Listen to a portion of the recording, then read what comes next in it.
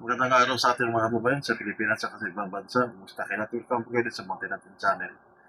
Pag-usapan natin dito is yung dating 18 sundalo, tinatawag natin ang Brave 18. Pero sa ngayon kasi is bumaliktad yung apat, so Brave 14 na lang. So mabuhay kayong Brave 14. So sa atin naman is kung mali, unahin natin naman kung tama is purihin naman natin o pasalamatan natin.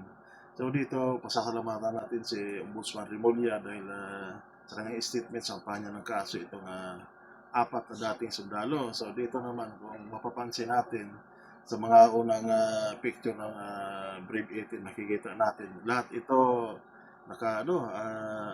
walang mga takip yung mga mukha, pero itong apat na is nakatakip na. Kung mapapansin man ninyo, dito isa dati, ordinaryo lang mga suot. Itong apat na to ngayon, may mga bra na yung mga suot nila. So, base naman sa statement ng kanilang abogado, at saka sa dati nilang kasamahan, itong apat na sundalo ito na nagkakaroon ng bayaran. Kaya bumaliktad itong apat na to. Ito rin ang dahilan kaya kakasuhan ito ni Ombudsman Remulla. So, pasasalamat tayo kay Ombudsman Remulla sa kanyang mabilisang aksyon. Kasi kung matatandaan din natin dito, nakulong nga si Senator Marquito at nasampan niya ng kaso ng plunder kahit na ito tumatanggap ng donasyon galing sa mga private company. Nagkakalaga yun ng 75 billion di mano base sa inyong naman sa sinasampang reklamo. Ito naman nga apat na dating sundalo, base naman sa statement ng kanilang dating abogado na si Atty. Baligod saka sa mga dating kasama nila, itong apat na sundalo di umano ay tumanggap ng 20 hanggang 25 bawat isa.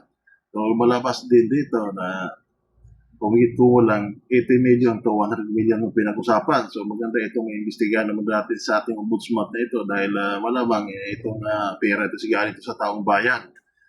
Dito, good luck talaga sa inyo, apat na sundalo. Dati, pinupuri kayo ng sabay ng Pilipino dahil naging kayo, matapang. Pero ngayon, kaya ang tingin sa inyo ng mga kapitbahay nyo sa lugar ninyo? Kaya sa mga dating kasama nyo.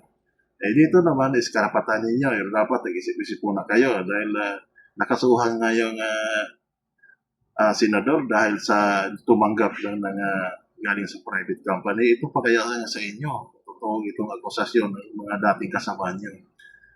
Sa atin naman is opinion reaction ng bilang simpleng moment. Maraming salamat po. Buhay po tayong lahat. God bless.